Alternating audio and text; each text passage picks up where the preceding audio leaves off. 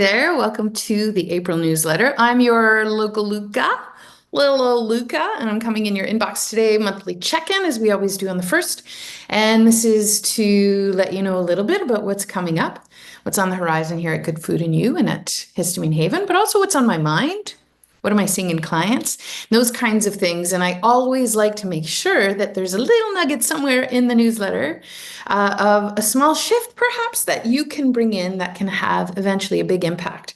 It's those small, doable, manageable steps that we introduce day to day that have that potential to bring us solutions. So I've got one for you in the newsletter today. But first, welcome to everybody who's new, who's joined in the last month. Glad to have you on board. Big thank you also to those who've been here for a long time. It means a lot to me that you open the emails and that you read them and that you take a moment to check in with the video part of this. I'm excited to let you know that I'm actually coming to Calgary in the month of April, and I'll be in Ontario for the beginning of May and then returning back to my home base in the Netherlands. So it feels like a very busy season, but I'm really glad to be able to take a moment to land in your inbox today. Yeah. So I have a simple challenge that is going to be for folks this month that could help with everything from those mid-afternoon slumps for anybody who feels they need a nap to the unpredictable energy swings that some of us may feel. Now, this is in particular for my gals who are going through perimenopause and menopause. But even if you're not in that stage of life, or if you have those body parts, or you're past that stage of life, the challenge is still going to be for you. So hold tight, we'll get to that in a minute. Now, because the main topic in my socials, in the Good Food Network, and in the class that I'll be doing over the course of April, all of it is focusing on menopause. I wanted to start with a little bit of a, what does nobody tell you about menopause? So menopause and perimenopause, we often talk about it in terms of those hot flashes. What are the other symptoms you would know about that we often talk about? There's the mood swings, there's the insomnia that often shows up around this time. And the I don't give a S word factor goes right up to the I don't give an F word factor. I'm trying to keep it family friendly, right? There's sort of this momentum that starts to build as we hit our 40s into our 50s, where there's a lot of that mood and emotional piece that feels a little bit trickier to navigate. But what is not always discussed is the role that blood sugar balancing can play in how you feel throughout the day and how you're managing through this shift, actually, which is so interesting. If you're having troubles through the shift, is it potentially because there's a blood sugar regulation issues? Often in this transitional time, some of the biochemistry behind the scenes will amplify issues that have been underlying and kind of just under the radar leading up to this transition. So if you're feeling irritable, if you're the person who's exhausted, you need a nap, or you're having troubles with sleep where you're waking up in the middle of the night, you might have a histamine dump in the middle of the night. That's another indicator. Or you have thyroid issues. Blood sugar balancing may be playing a role in how strongly you're feeling those symptoms moving through perimenopause. And I want to be clear here, when I talk about blood sugar balancing, I'm not talking about people who are eating sugar, and I'm not talking about going low carb either. In fact, I think you exacerbate it when you do that. It is more about how your body processes, how it stabilizes energy throughout the day. And that work is done through the metabolism of glucose, how your body takes it, stores it, utilizes it, converts it to usable form, converts it to storage form, and how it can maneuver, and if there's ease or not in switching through this. That's one part of the equation. The other part of the equation is insulin. And in this transition, our capacity for our cells to hear insulin knocking at the door naturally starts to wane. Yeah. So that leads us to an insulin sensitivity issue, meaning our cells can't hear insulin knocking at the door. Insulin is the hormone your pancreas makes that sees the sugar, tucks it under her wing, goes and knocks on a cell wall door and says, open up, I have sugar for you. In the perimenopause menopausal transition and thereafter, the capacity for our cells to hear insulin knocking at the door doesn't work as well. So when we're talking about the metabolism of sugars and a blood sugar issue in general, it's not because you're eating carbohydrates. It's not because you're not eating carbohydrates. Well, it can be. It's more predominantly about the fact that you can't move sugar around very well and you can't get it to where you need it to be. All of that is called metabolism. The metabolism of glucose is hindered on one level or another. And when these blood sugar troubles are kind of swinging between I got too much, I got not enough, it can make everything through this transition stage in life feel even harder. It can impact and amplify your mood troubles. It can impact and amplify your energy and your metabolism. This is where the weight gain piece comes into play and a lot of other things. Brain fog, capacity, resiliency, all of it is impacted. Yeah, how do you like that? Oh, fun times. Okay, well, listen, how blood sugar affects more than just energy. Let's get into that because I know a lot of my clientele and those who are on the newsletter are at a similar stage than I am, or they're soon after, where you've already gone through the transition, but blood sugars affect more than just energy. And while I am concentrating on this role right now because I'm really focusing on menopause through the work I'm doing in the month of April, it goes beyond this. Blood sugar balancing work is the work of every day. It's the work of supporting resilience. It's the work of supporting your immune system to function better. It's the work of preventing diagnosed diseases from showing up as we get older. It's the work of ensuring good quality of life and good quantity of life. When we work at balancing our blood sugars, it's about so much more than just moving through perimenopause, and it's more than just looking after energy. What you eat, how you manage stress, how your sleep is, they all have a role to play in here. But what is more important to understand in this whole picture is that it affects everything from your hormones to also how you handle stress. And I'll add to this, can trigger histamine issues to get worse. This was me for sure. They were ramping up in my early 40s as I was entering into perimenopause. And this is everything that brought me to nutrition and all of the benefits I've seen from deep and pointed nutrition. So let's talk about what are some of the potential pieces that can impact your blood sugar regulation issues. Yeah, if you're eating candy, I suppose. I don't know many 45 to 55 to 65-year-olds who are eating a lot of candy. Most of us are, and the people who are on my newsletter, the ones that I know, we're not candy eaters. So that's a little bit of an erroneous thing to say, well, I don't eat candy, so I don't have blood sugar balancing issues.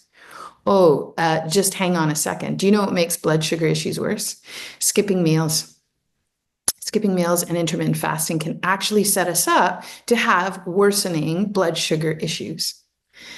What else? Relying on caffeine to keep your energy up. Caffeine kind of triggers your body to ramp up metabolism to unearth the sugars that have been stored and pull them out into circulation. If you don't have enough protein, if you don't have enough fiber, both of these you need for stabilizing blood sugars.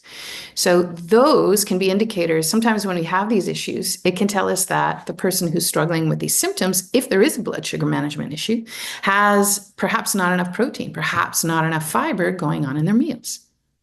So it's really important to address blood sugar balancing, and often in this transition of life is where you're going to see this really show up. If it's been underlying leading up into perimenopause, oh baby, this is the universe saying, deal with it, toots, it's time. Because when you start to stabilize that blood sugar piece, you are going to feel more energized. You're going to feel a little bit better cognitively, and brain fog is going to reduce. You're going to feel a little bit more in charge or in control.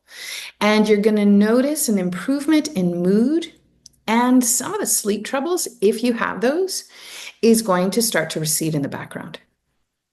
So when you work at blood sugar balancing, you're going to be doing a lot of different things. So I want to throw out a challenge to everybody on my newsletter this month. I've got a simple challenge. It is to eat when you're hungry, first of all. And if you waited till you're hungry, you waited too long. So another way to think about this is for those who are going 6 to 7 hours between meals. You know, if I have a couple clients who are farmers and they wake up at 5 and get a little bit in their bellies to eat, but then they won't stop until 12 or 1 to come in for lunch because there's just chores to do out on the farm. It could be the same if you're working downtown Calgary. It could be this, whatever your life situation is. If you are going long spans of time between meals, consider adding in a snack with protein every 3 to 4 hours. The simple act of adding something to munch on with protein. So notice the words I'm using. Eat something along with protein. I'm going to give you ideas on how to do this. That is going to do the work of helping keep your blood sugar stable. And when I mean eat something and then protein, I mean eat a carb and a protein. Let's be very clear. Eat something that will have some type of carbohydrate in it along with a protein. What is this going to help with? Well, protein actually helps provide some of those nutrients and the food compounds like protein that helps to keep your blood sugar stable.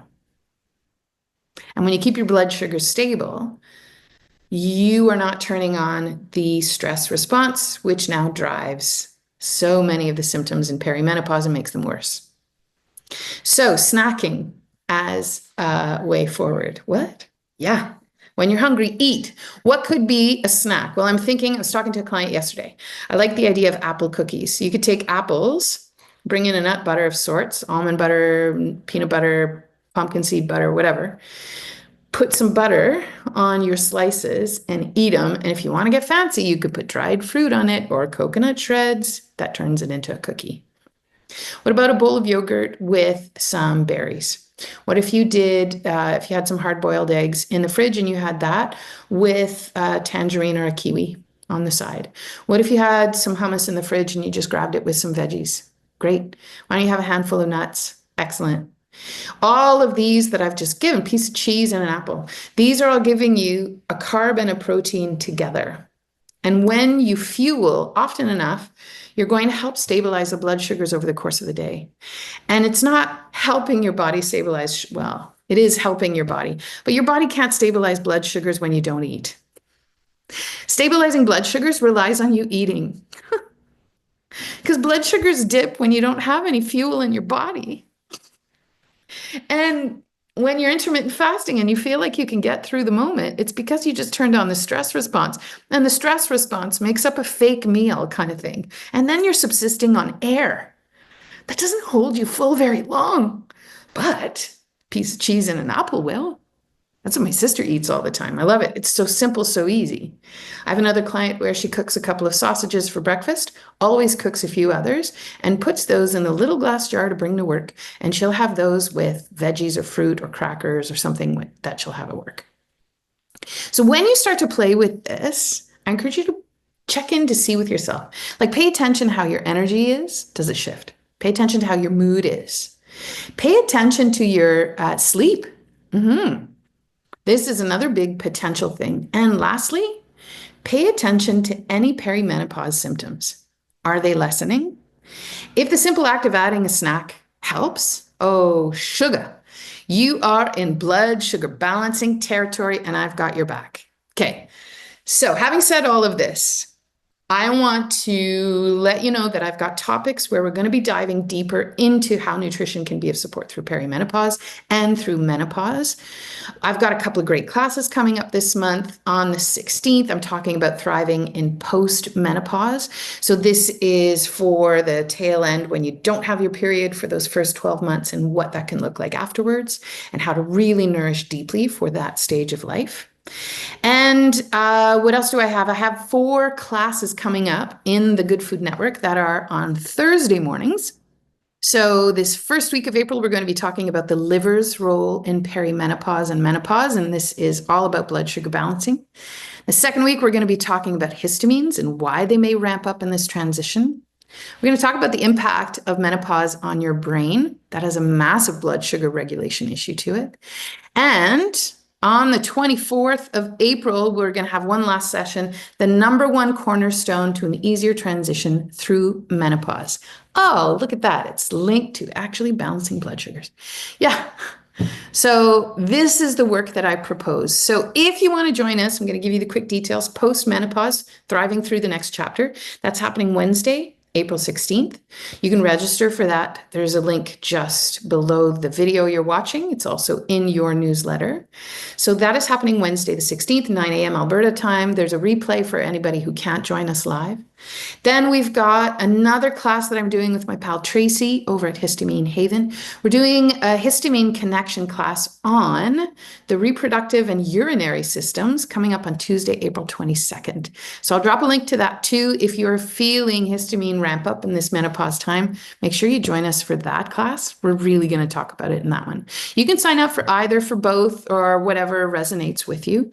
I also have, as the third link below, these are all the sessions we're doing in the Good Food Network. So if you're ready to implement some of these ideas and you need some help to navigate menopause, perimenopause, this transition, consider joining us at one of those classes or the Good Food Network. I'll make sure there's a link below. So check it all out. If you have any questions, hit me below in the comments or hit reply on the email and I'll be sure to get it. So this challenge this month about playing with your snacks is a simple one, but it can really be a really big game changer with how you feel. So give it a try and let me know how it goes. I'm really curious to hear how you're going to feel that difference. So feel free to, as I said, get back to me with a reply on the email. And you can tell me what your favorite go-to blood sugar balancing snacks are, how the challenge went, whatever. I'm here for it. Fill me in, make it a two-way conversation. Takes two to tango, pal. Thanks for tuning in. I hope to see you somewhere down the line in the month of April. And if you're in and about Calgary, I hope to be running into you somewhere, maybe at the Light Cellar, maybe at Amaranth, or maybe by the Bow River. In the meantime, be well. Take care. Salut, à bientôt.